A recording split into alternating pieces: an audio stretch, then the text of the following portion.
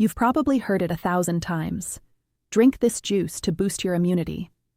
Take this supplement to strengthen your immune system. Get more sleep to supercharge your body's defenses. But here's the question nobody seems to ask. Can you actually boost your immune system? And more importantly, should you even want to? Let's start with what your immune system actually is, because most people think about it completely wrong. Your immune system isn't a single organ sitting somewhere in your body that you can simply make stronger, like a muscle you work out at the gym. It's an incredibly complex network of cells, tissues, organs, and proteins that work together to defend your body against harmful invaders like bacteria, viruses, parasites, and even cancer cells. Think of it less like a shield you can polish to make shinier, and more like an entire military operation with intelligence units, rapid response teams, specialized forces, and memory divisions that remember past threats. You've got white blood cells patrolling your bloodstream, antibodies that tag enemies for destruction, your spleen filtering blood, your lymph nodes acting as command centers, your bone marrow constantly producing new troops, and your thymus training specialized cells. All of this is happening right now, as you listen to this, without you having to think about it at all. Now here's where things get interesting. When companies sell you products that claim to boost your immune system, what they're really suggesting is that your immune system is somehow underperforming and needs enhancement. But for the vast majority of healthy people, that's simply not true. Your immune system is already working exactly as it should. It's already incredibly powerful. In fact, having an immune system that's too strong or too active isn't a good thing at all. It's actually dangerous. Let me explain what I mean. When your immune system is overactive, it can start attacking your own body's healthy cells and tissues. This is what happens in autoimmune diseases, like rheumatoid arthritis, lupus, multiple sclerosis, and type 1 diabetes. In these conditions, the immune system has essentially become too good at its job and can't distinguish friend from foe anymore. It's like having security guards who are so aggressive that they start attacking the residents of the building they're supposed to protect. Allergies are another example of an overactive immune response. When someone has a severe peanut allergy or a bee sting allergy, their immune system is reacting so strongly to something relatively harmless that it can actually kill them. That life-threatening anaphylactic shock? That's your immune system in overdrive, releasing so many inflammatory chemicals that your blood pressure drops, your airways constrict, and your body goes into crisis mode. So when we talk about immune health, we're not really trying to boost it or make it stronger. What we actually want is balance. We want an immune system that responds appropriately to real threats, but doesn't overreact to harmless substances or attack our own bodies.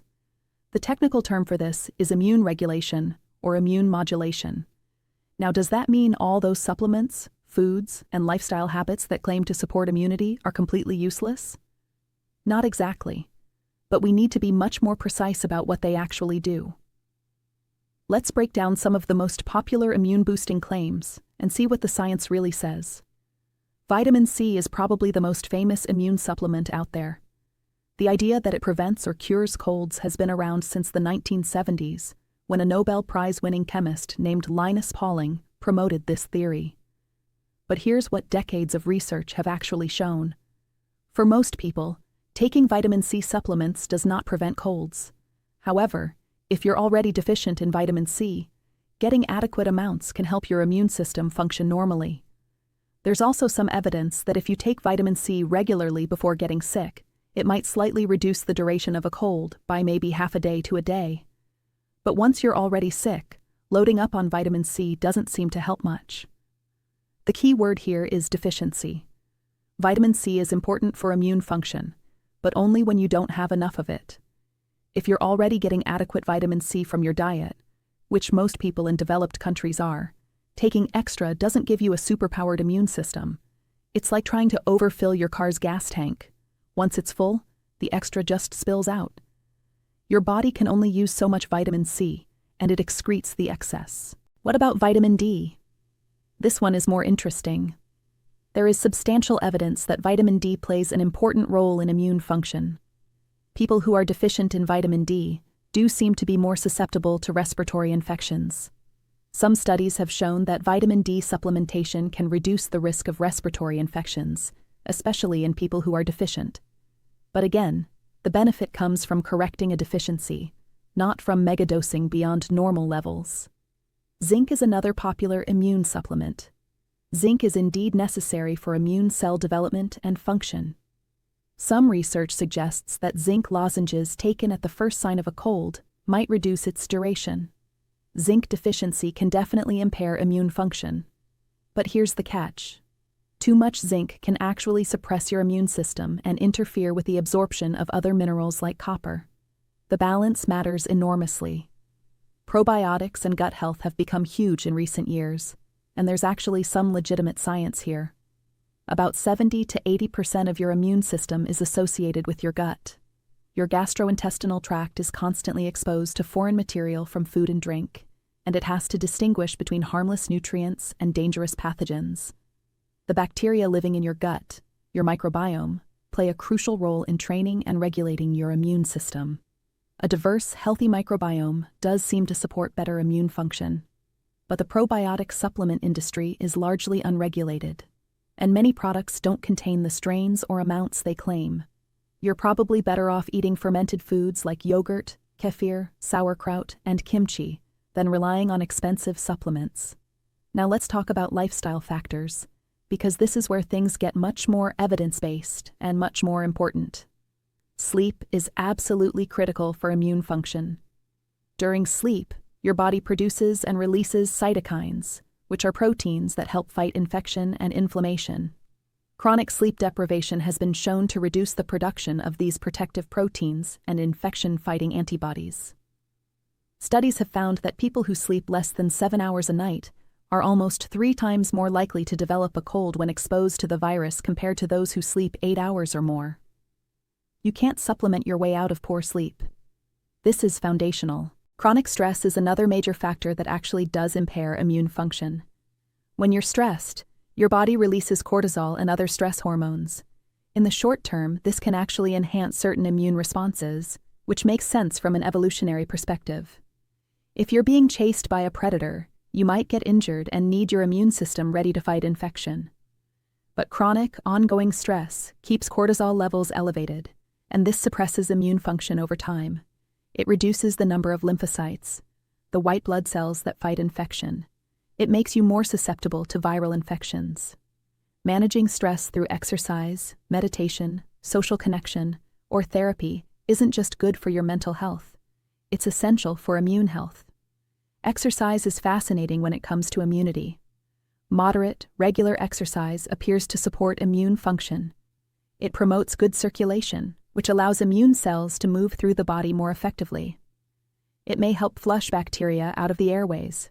It causes changes in antibodies and white blood cells that might detect illness earlier. But here's the caveat.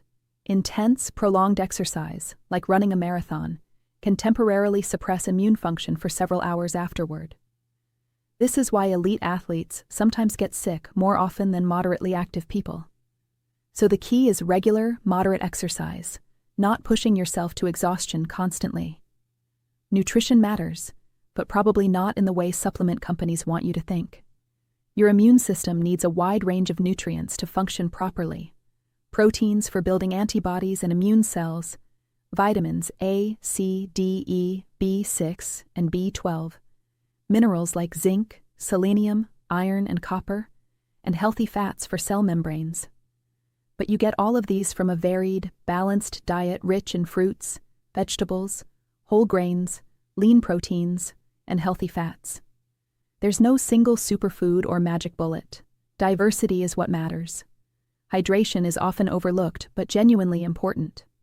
Water helps produce lymph, which carries white blood cells and other immune system cells through your body. Being chronically dehydrated can impair this system. Here's something most people don't realize.